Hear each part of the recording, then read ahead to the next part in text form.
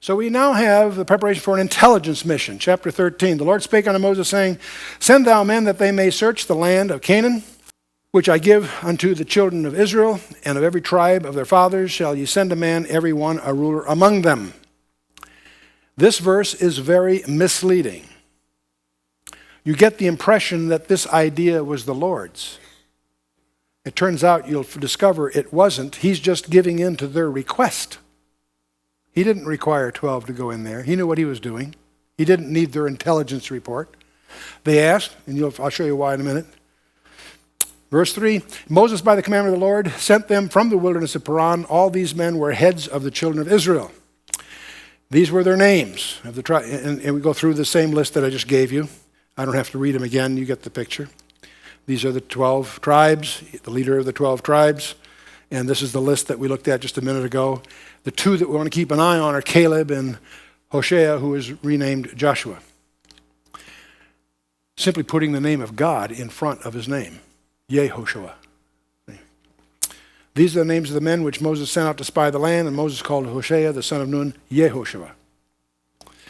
And Moses sent them out to spy out the land of Canaan, and said unto them, Get you up this way southward, and go up into the mountain, and see the land, what it is, and the people that dwelleth therein, whether they be strong or weak, or few or many. So they're sent out to explore both regions, the south, the Negev, and the north, all the way up to the Golan, even literally where we today would call Lebanon. And so understand the sequence. You'll discover in a few minutes. I'll show you why. The people wanted this, so God agreed, and God tells Moses to go ahead and do it. So Moses is doing what God told him to do, but God is responding to the people's request. That'll turn out to be important. And what the land is that they dwell in, whether it be good or bad, and what the cities they be that dwell in, whether in tents or in strongholds, and what the land is, whether it be fat or lean, whether it be wood therein or not. And be ye of good courage, and bring of the fruit of the land. Now the time was the time of the first ripe grapes.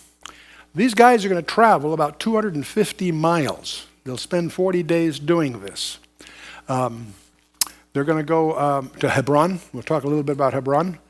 That's where the patriarchs are buried. It's a very important city for lots of reasons. So they went up and searched the land from the wilderness of Zin to Rehob, as men came to Hamath, and they ascended by the south, came to Hebron, and where Ahiman, Sheshai, and Talmai, the children of Anak, were. Now Hebron was built 7 years before Zoan in Egypt. A couple of things. We're going to talk about the Anakim. The sons of Anak are more than meets the eye. In verse 33 of this chapter, the text will use the term Nephilim. There were Nephilim in the land. That's going to be a very important part. Most people who read this will not understand it unless they've done their homework in Genesis chapter 6.